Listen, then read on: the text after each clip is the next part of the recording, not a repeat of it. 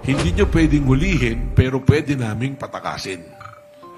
Mahirap po yata pagka ganun yung naging sistema natin. Co-coordinate tayo with the Bureau of Immigration and yung mga point of entries na identify natin is being monitored, eh, sasabihin natin wala naman pong record ng paglabas. But of course, I know that the next question, there are personalities na nakalabas ng bansa natin na hindi lumalabas yung records nila sa immigration. So, alam naman natin po yung parang yung ating geographical contour natin, talagang there are lots of point of entries and exits, sometimes that we cannot monitor. But we are getting leads every day na ang sinasabi is nandirito pa rin po siya sa Pilipinas. No? So, we have dedicated a team, actually teams to track Senator Bato. Kung saan po siya, actually, ang ginawa namin, backtrack namin from the time that he disappeared sa Senado noong early morning of May 14. At the same time, we already ordered yung lahat ng district and regional offices to do their own monitoring po sa kanilang respective areas. Apart from the dedicated team, a tracking team to go after, to locate Senator Bato de la Rosa. Ang tawag niya po doon ay team? Team na naghahanap o dragnet? Well, you can call it whatever it is, but it's a team that will try to locate and effect the arrest of Senator Bato de la Rosa. Apo, si Senator De La Rosa ay galing sa law enforcement agency. Sa tingin niyo ba factor kung bakit siya parang palos, madulas, yung kanyang kaalaman at ang kanyang network ay nagagamit niya? Well, it's one of the major concern kasi nga galing siya sa law enforcement, so he knows how the law enforcement officers behave, kung paano siya itatrack or hahanapin. So, ang sa akin lang naman dito, eventually, the law will catch up in you and the law enforcers will get you kung saan ka man naroroon. That's why I'm always appealing, if I have an opportunity, to Senator Bato to surrender kung saan na siyang sumuko at harapin niya yung kanyang hinaharap na kaso sa ICC. Pero by the looks of it, baka wala siyang balak sumuko dahil nandiyan na nga siya sa Senado, eh, bigla pang nawala. Sabi ko nga, huli na, naging bato pa. Director, do you consider the senator armed and dangerous? And if so, how do you plan to arrest him? Ano naman po? It's our standard protocol. If we're doing search or locating a fugitive from justice, ang presumption namin lagi is armado yan at delikado yung magiging approach. So, ang instruction po natin sa ating mga law enforcement, sa ating mga NBI agents, is to proceed with caution every time na limbawa nag-positive na or even doon sa area na suspected na talagang nandoon siya, is kailangan maging maingat po sa paghuli dahil that's always the presumption. Especially Senator Bato, who used to be chief of police natin, a major law enforcement natin dito sa Pilipinas. At the same time, what happened doon tayo sa Senado, it shows yung factor na yan na maaaring talagang armado po yung tao na ito. Is the government molding the idea of putting a bounty on his head at this stage? It's not my call po. It's because when it comes to its arrest, it's the Department of Justice po talaga ang magbabagay ng instruction dyan. As of now, the instruction to us is to locate and effect the arrest of Senator Bato de la Rosa. Would you know of any groups or personalities helping the senator at this point to continue to hide from the long arm of the law? Well, it's always considered din po every time that we are looking after for a fugitive dahil hindi naman po makakakilos yan ng siya lang na walang tumutulong. And in fact, there are personalities na supposed to shed light at sumagot po doon sa mga katanungan kung nasaan na si Bato. Ano po? Parang it's clear na tumulong si Senator Robin Padilla na makalabas siya sa Senate premises. At Well, pwede bang i-charge siya ng aiding and abetting escape of a fugitive from justice? Well, hindi naman na po contestable yan. It is Senator Padilla himself who confirmed na sa kanya sumakay, nakisakay sa kanya, at ibinaba niya sa isang lugar kung saan na kinuha. So, I think, without even the law enforcement asking Senator Padilla kung asan, I think he's a responsible senator, responsible citizen, na alam na niya na ngayon na dapat balagot sa batas. Siya na mismo ang voluntarily to shed light sa pangyayari na ito. Ano po? O the question of kanyang responsibility or anything that this should be answerable under the law is being studied and built up by the Department of Justice in coordination with other agencies involved po. Ang claim niya ay bumaba sa Makati si Bato, tapos hindi niya na alam kung nasaan. Well, even if there are some questions that he should answer, hindi lang yung sumakay sa kanya at saka bumaba. I think, again, I'll go back to what I said, that he is a responsible citizen, senador siya. At you have to remember, sinabi nila that Senator Bato was under their protective custody. So, yun yung isang dapat na sagutin ng Senado, na you took it upon yourself nung May 11, nung kami po yung unang pumunta ron para i-effect yung arrest, na usapang lalaki po yun with the Senate President and with the other senators, na they are saying he is under the protective custody of the Senate. So ano ibig sabihin po nun? If you took it upon yourself na protective custody mo, ibig sabihin nun na pagka hindi nyo siya pwedeng kuhain sa amin, kami nang bahala, pero pag kailangan niya ng managot sa batas at kailangan siyang ipresenta sa anumang ahensya o korte, we will make him available. At yan po yung eksaktong sinabi nung ako'y nakikipag-usap sa kanila nung Lunes, na pagka meron na talaga, pag may order at talaga namang dapat na siyang isuko, hindi naman tatakas yan, hindi susuko.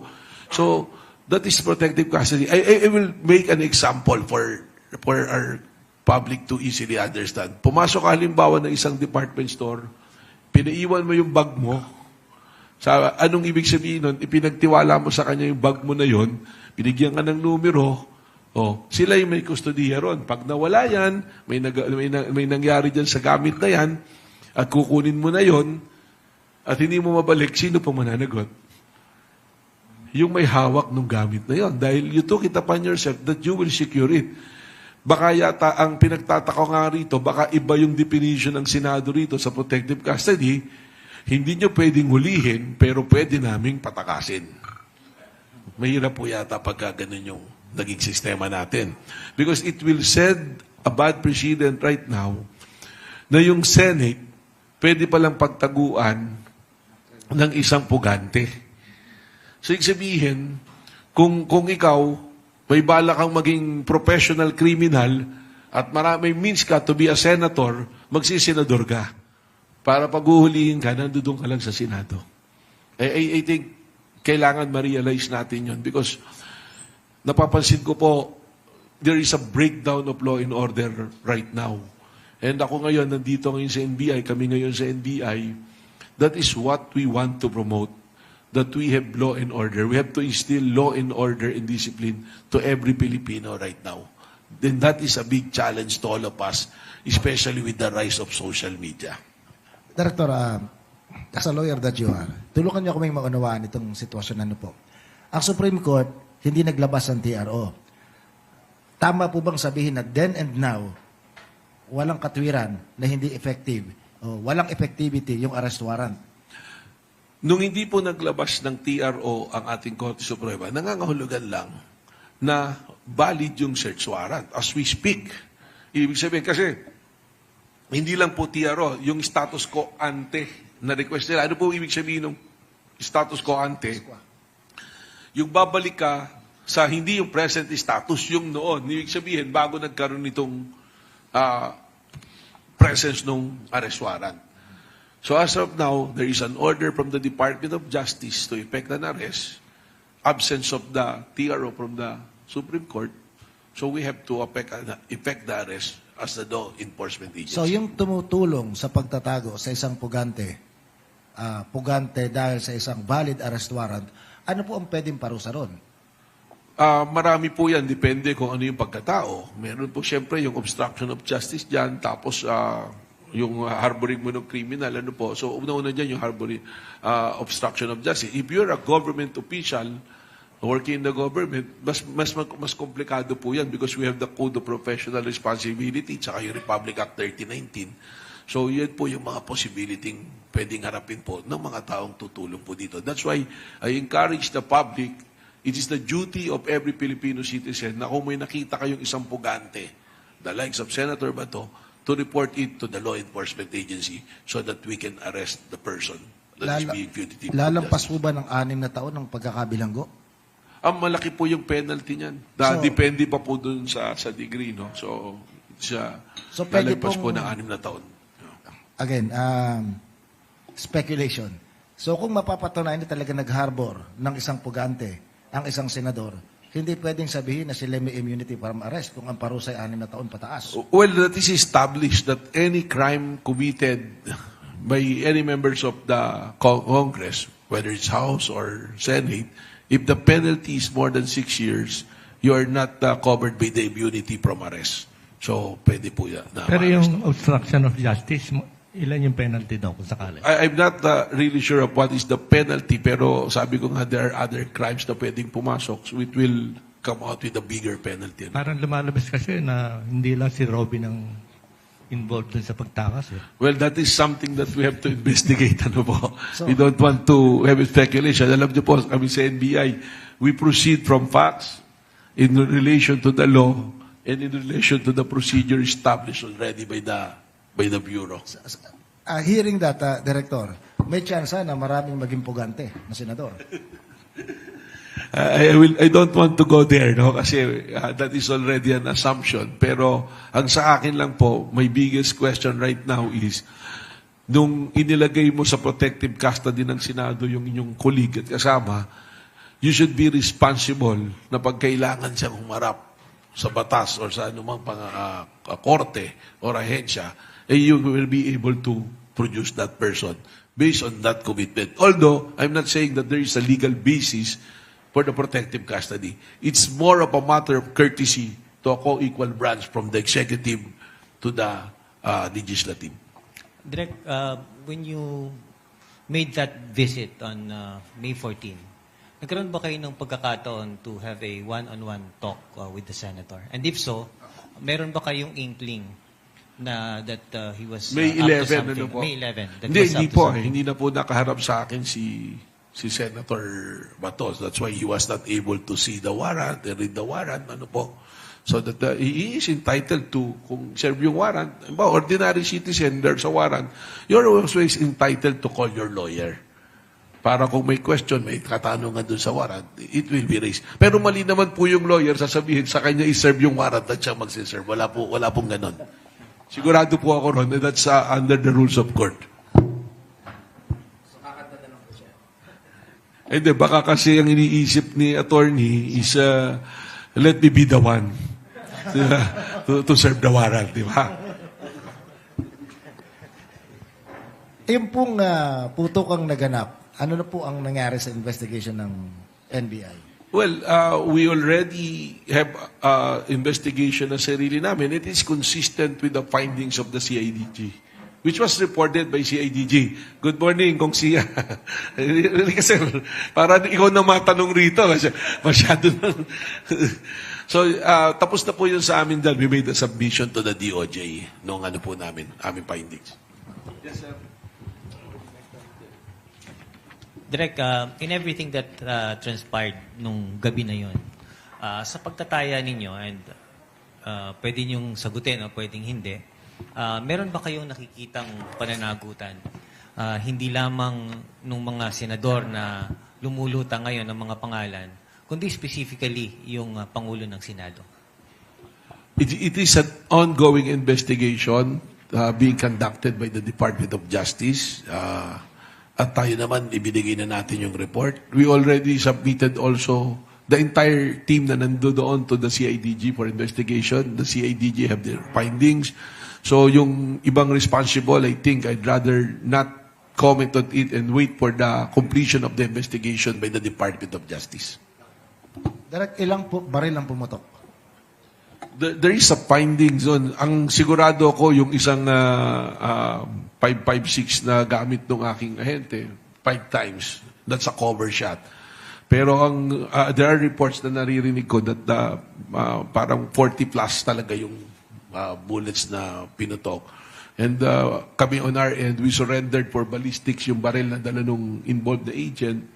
I'm not sure about OSAA kung ano yung sinurrender nilang baril for ballistics. So hindi ko, with definiteness, I cannot say kung ilan talaga yung baril na pumutok. Pero maraming bala ang lumabas going to the direction of GSIS. Director, maraming mga sibilyan ng may baril, lisensyadong baril. Pero kakibat ng pagbibigay ng lisensya, ng pribilehiyo na mag-ingat ng baril at magdala sa labas ng tahanan, yung mahigpit na alituntunin na hindi mo pwedeng ipakita na kinakasa mo. Much more, hindi mo pwedeng iputok sa maraming tao unless in danger ka. Sa palagay niyo ba yung ginawa ng sibilyan na si Ginoong Mau Aplaska, yun pa yung ground para bawian na siya ng lisensya makapag-ingat ng baril? Well, that is another thing that is covered by the investigation of the Department of Justice. We already made a statement on that. Ang sa akin lang, siguro yung nangyari talaga should be fully investigated, and those who are responsible kung kailangang alisan ng karapatan na magdala ng baril, that should be imposed. There are a lot of operational lapses during that time, which I raised already, and I will say it again, yung unang-una kong napansin doon, if there will be a possible encounter, ang unang-una dapat ginawa is to clear the area ng mga civilians. Ang kaso, ang nangyari doon, you do the assault, pumasok ka, naiwan yung mga media, yung mga reporter enough for them to cover what's transpiring, no? So whatever your conclusion on that, ay sa inyo na po yun, but the DOJ will come out with its own findings. At lumabas naman na po, pinakita naman dun sa press briefing with the SILG and PNP chief na talagang walang tao dun sa pinupuntahan except for one agent na nakapwesto lang doon for security purposes. Ano po? Pwede ho bang kasuhan ng assault or attempted murder? Well, there are a lot of cases na binibuild up, and again, I'd rather not comment because the Department of Justice will be the one to come out with its own recommendation. Anything that I will say, that is not the point of view of the NBI, but probably me as a lawyer, nakikita ko kung ano yung mga na-violate at pwede maging kaso ng mga personalities na involved po. May request na po ba kayo for ILBO para kay Mau Aplaska? I think even if we don't request it, it's also within the power of the Department of Justice to issue that kasi as part of their investigation. Meron pong mga kumakalat na impormasyon na mayroon daw bodyguard ng isang nagpapakilalang matapang na senador ang kasama sa pumutok. Covered din po na investigation. I've heard those reports. It's being covered also by the Department of Justice. Ano po?